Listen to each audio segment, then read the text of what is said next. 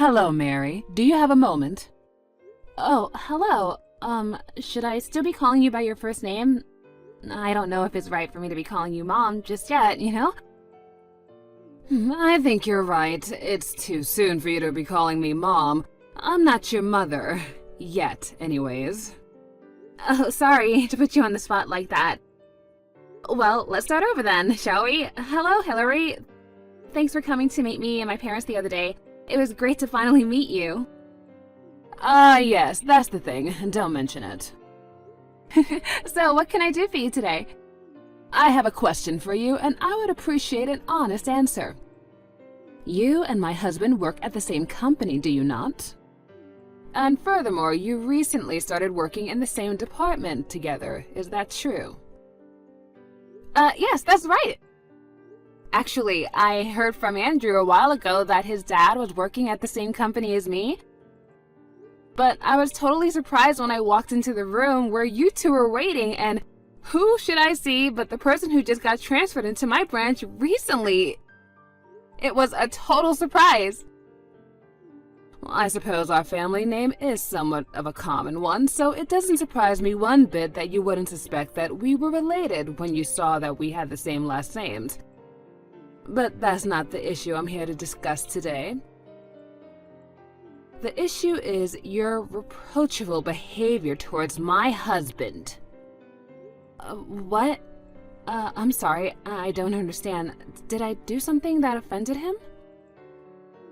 Offended? Oh, that's nowhere near strong enough a word to describe your attitude towards my husband. When I left to go to the little girl's room, I saw him apologizing profusely to you, and you were lecturing him like he was a school child. I know my eyes were not deceiving me to see that horrible behavior. Oh, I'm sorry that you had to see that. Oh, how dare you behave that way toward the man who will be your future father-in-law! And not to mention, he's been with the company far longer than you have. He must be well above your rank, obviously. And in spite of all that, you were behaving like you were his superior. How shameless of you. I bit my tongue at the time out of concern for my son's feelings for you, but I cannot contain my anger any longer. If you're willing to apologize to me right now for your awful behavior, I'm willing to overlook it. But if you don't, then I withdraw my permission for you to marry my son and my blessings on a happy wedding. Are you serious? I am very serious, and I will not accept any excuses from you, Mary. Either apologize to me, or you can forget being a part of this family. Okay, just so you know, we were actually talking about something to do with work that day. And in your husband's position, really the only appropriate thing to do would be to apologize. Excuse me? Really, it was kind of a surprise for me too when he suddenly started acting like that. I told him it was okay and that he didn't need to apologize so much, but, you know, he just kept going. And I wish I could give you more information on what really went down, but like I said, it's company internal matters, so I'm contractually not able to divulge any information to uninvolved third parties such as yourself, ma'am. Oh, don't talk to me with this legal jargon. What do you mean, internal matters? I mean exactly what I said. It's a company matter, and since you're not involved, I'm not able to discuss it with you. I get that you'd like to know more about what happened, but please understand that I cannot tell you any more than I've already have. I have absolutely no idea what you're talking about. But in any case, it seems like you have no intention to apologize to me. It's like I told you, I'm not the one who has anything to apologize for. I see. So you have no remorse for treating your soon-to-be father-in-law. So be it. I will not allow you to marry my son, and the wedding is off! I don't think you're in any position to make that call, Hillary. I think this goes without saying, but the fault in the situation lies 100% with you, Mary. As such, you'll be responsible for paying for all of the venue cancellation fees. I'll be contacting our lawyer very shortly, and we'll be suing you for that and for the pain and suffering that you have caused this family.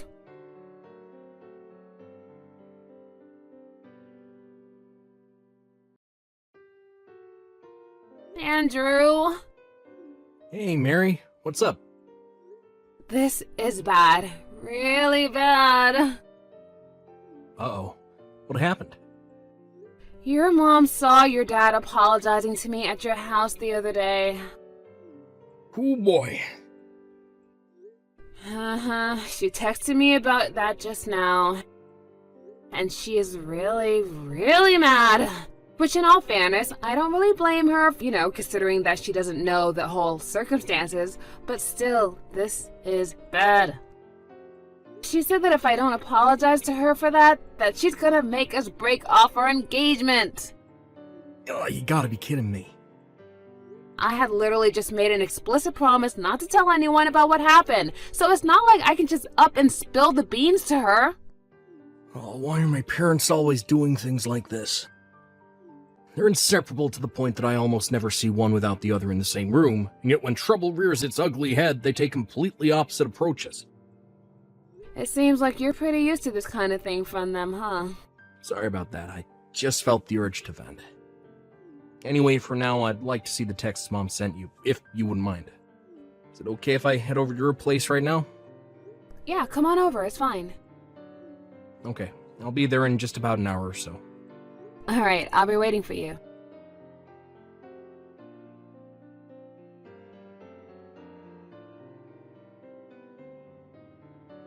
Hello there, Mary. Have you prepared yourself for the impending breakup with my son? I haven't heard a thing from you ever since I gave you my ultimatum, so now I'm forced to message you like this. I grow more disappointed with you by the day. How long were you going to keep me waiting? You really are an impudent little girl, aren't you? If you're trying to wait it out and hope I forgive you, it's not going to work. I will not consent to this marriage until you've given me a proper apology. If I may be so bold, I'm marrying Andrew, not you. Why exactly do I need to have your consent? Oh, excuse me? I doubt that Andrew would want to break off our engagement because I won't apologize over a situation in which I did nothing wrong. And frankly, I'm perplexed that you would simply assume that I was in the wrong rather than talking to your husband and finding out what actually happened. That's very immature of you. I'm at a loss of words for you, Mary. To think that you would speak in such an uncivilized manner to the mother of the man you're hoping to marry. Hoping?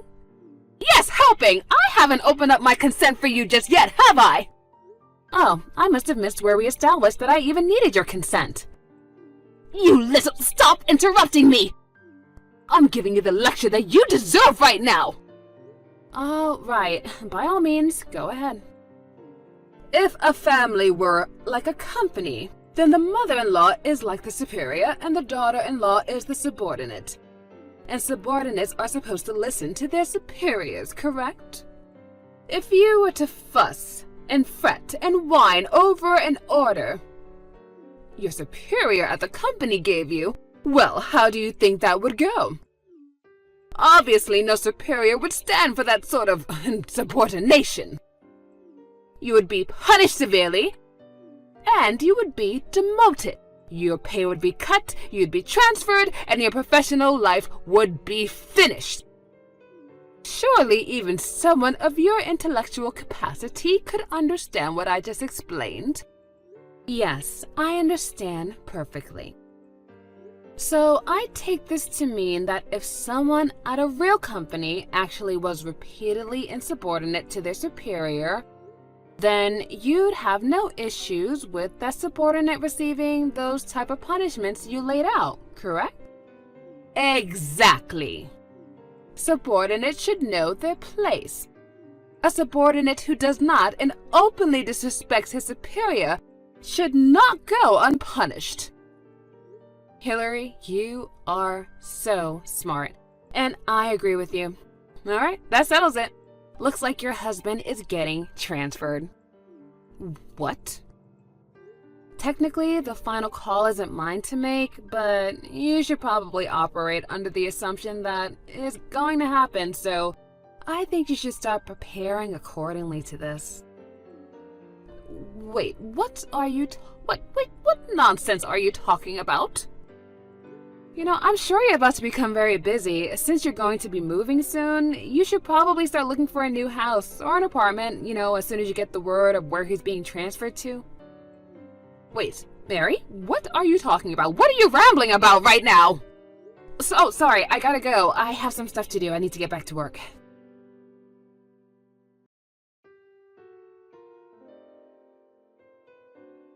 Hello there, Mary. It's been so long since we've seen each other. Would you like to come over and have some afternoon tea with me someday soon? Maybe tomorrow. What are you doing? A friend of mine gave me a box of the most wonderful tea the other day, and I knew I had to share it with you.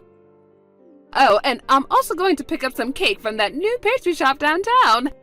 Are you free this weekend? I'd love to have you over to our house if you don't mind. I guess this is your last-ditch effort to stop the inevitable, huh? Well, don't you think you're laying it on a wee bit too thick right now, Hillary? Mary, I guess you finally heard the truth then. You know, about my husband and your husband's position in the company.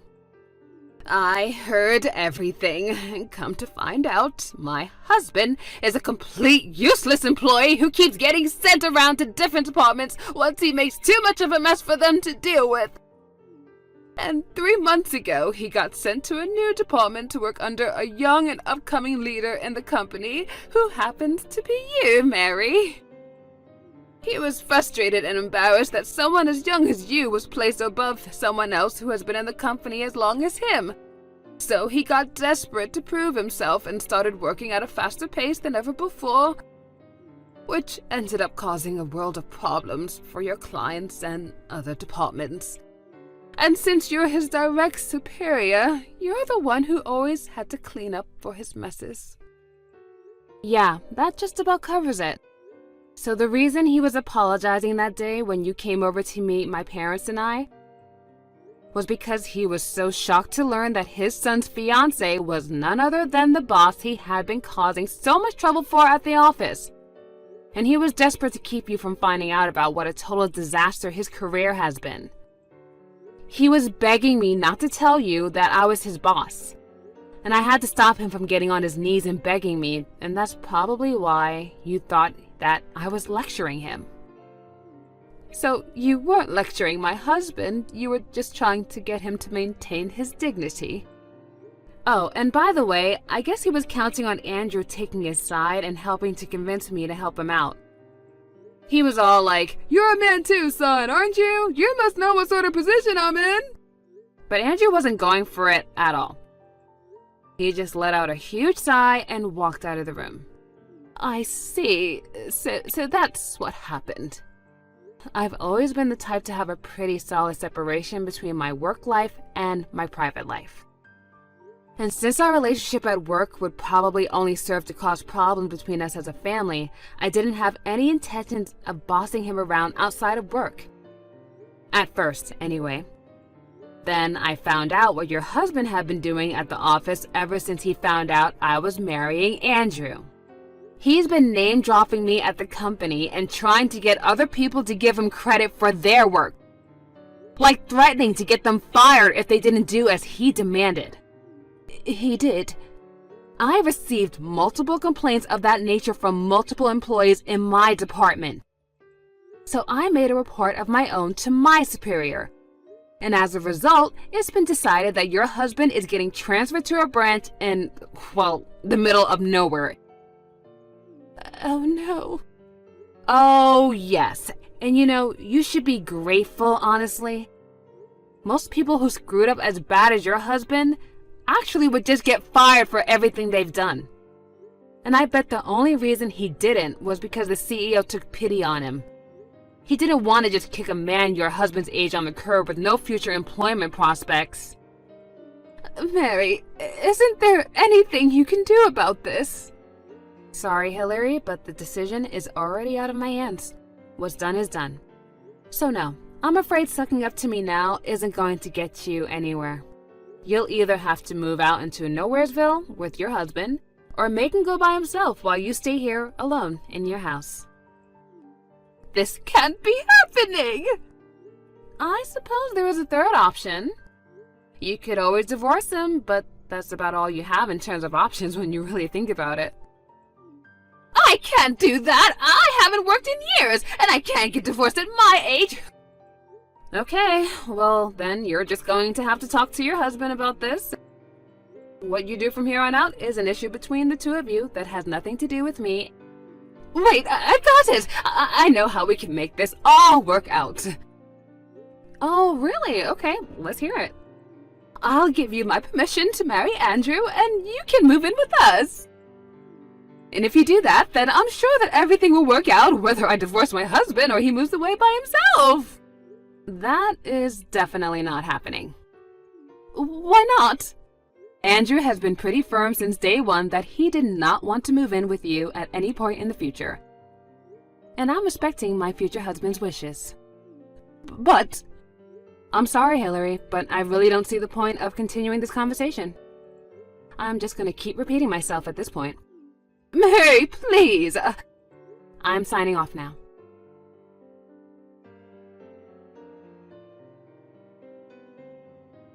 After that, I understood Andrew's parents got into a massive fight. Hillary needed someone to finance her lifestyle, and her husband needed someone to take care of all of the housework. And since neither of them were likely to find a replacement for the other at their age, they decided not to get divorced. So the not-so-happy couple set off for their new life in Nowheresville. However, it didn't take long for her husband to screw up big time, no surprise to anybody, again, in his new post. And this time, they actually were fed up and let him go.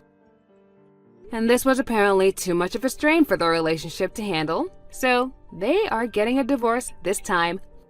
They've both been messaging and calling Andrew complaining about the whole situation, but he only ever gives them the same simple response every time.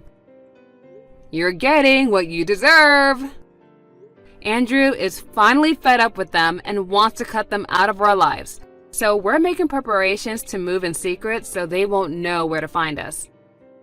I'm glad to see that he's finally free from having to deal with their nonsense after all these years. And we decided that we didn't want our marriage to resemble his parents in any way, shape, or form. So when we got married,